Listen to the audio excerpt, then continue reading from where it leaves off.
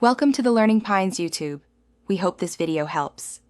You start by confirming your MGZS and iPhone meet requirements, infotainment with CarPlay, and iOS 13 or newer. Next, enable Bluetooth and Wi-Fi on your iPhone so the head unit can discover it. Plug a certified Lightning cable into the vehicle's USB port if you prefer, or if wireless pairing doesn't appear. Once done, unlock your iPhone and keep it on the home screen. This ensures the system can request permission and begin the CarPlay handshake. Now complete the pairing. On the MGZS display, choose Apple CarPlay or select your iPhone from the Bluetooth list.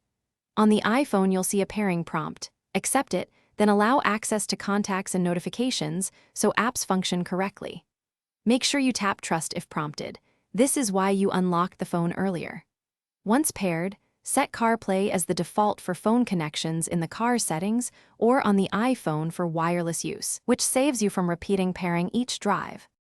Finish by confirming CarPlay apps show on the MGZS display and test navigation, calls, and audio. If icons are missing, rearrange them on your iPhone under Settings General CarPlay. If CarPlay fails to connect, try a new Apple certified Lightning cable, restart the iPhone, and reboot the car's infotainment system. This resolves most issues.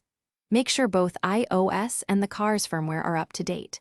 If problems persist, a head unit factory reset can help, but use it as a last resort. Thanks for watching. Consider subscribing if we helped you.